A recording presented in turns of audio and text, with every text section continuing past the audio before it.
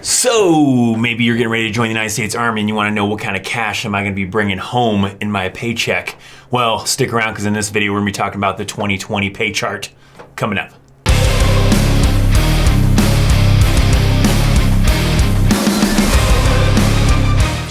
What's up, my friends? Welcome to a brand new video. In this one, we're talking about the 2020 pay chart because it is that time of the year. It is a brand new year and there has been a pay raise, as well as just for those of you that are maybe curious, because maybe you're gonna be joining the Army pretty soon. You wanna know, what is your paycheck gonna potentially be looking like? And by the way, this is fake prop money. I don't just roll around with a bunch of cash sitting around. So effective 1 January, there is a new pay chart that is in effect for all military, but I'm talking about some scenarios with like the Army and stuff, but essentially the pay chart is the same for any branch of service, really.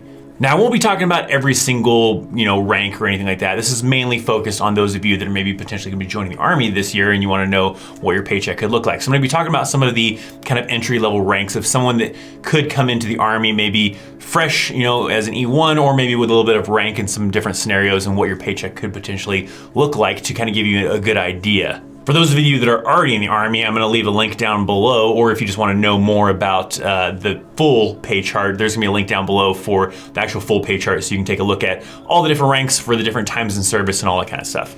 Now, a little bit of a heads up when we kind of dive into this, to be aware this is base pay. This doesn't take into account of any kind of additional type of pay, like BAH, or when you're deployed, or different things like that. I have a video that I'll link in up there, or maybe even down in the description, that talks about some different pays in the military as well, so you can maybe kind of factor in some of that stuff. So just be aware this is base pay only, and this is also before taxes are taken out, because taxes are gonna work a little bit differently based on where your state residency is as well. So let's get into it, and let's start off with the very, very entry level. When you're just joining the Army, you have no education other than a high school diploma or a GED, and you're just going directly into the Army. What does your paycheck look like for that month?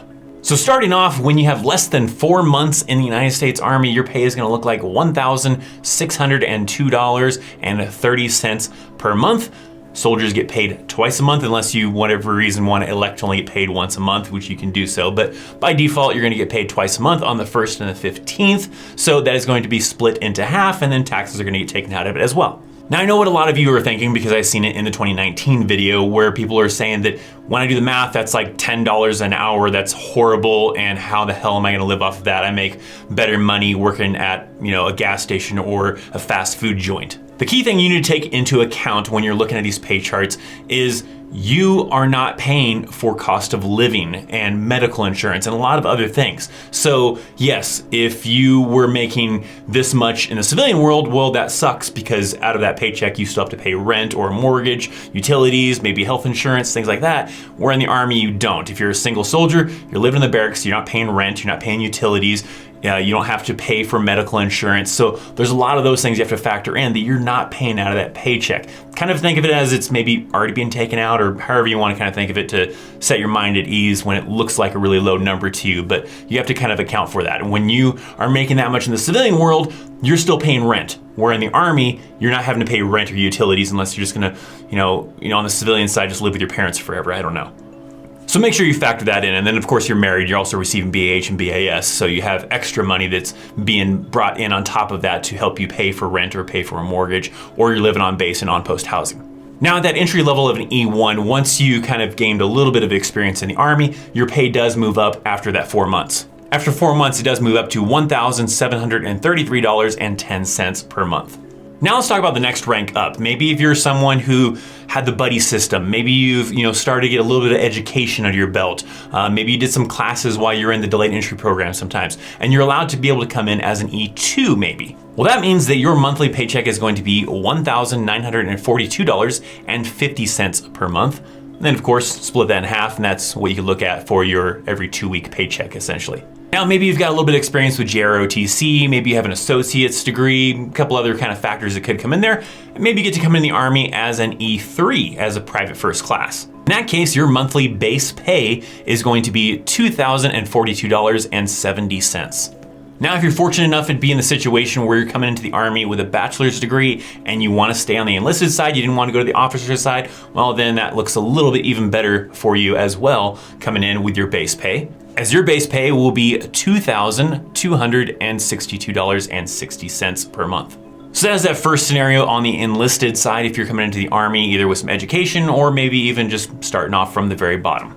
Now, if maybe you're going into the Army to be a Apache helicopter pilot or a UH-60 pilot or whatever, and you're coming in directly to be a warrant officer, as that's typically the only way you can kind of go into the Army directly as a warrant officer is through the, being a pilot in the United States Army, and you're gonna be coming in as a warrant officer 1 or a CW1 or a W1, then the rank of a W1 is going to allow you to have $3,213 per month for your base pay.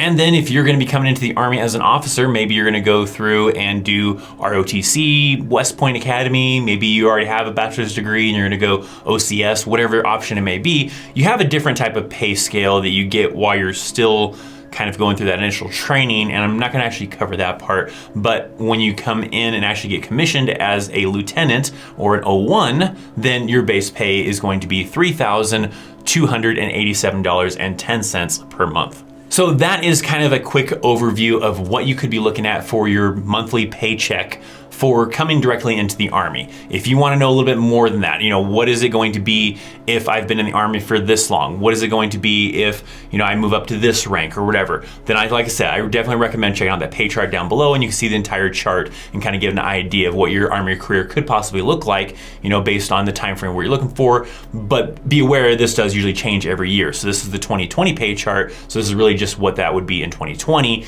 I don't think I've ever seen it go down, but it always kind of increases. And in fact, this is actually the largest pay increase that the United States military has received since 2010.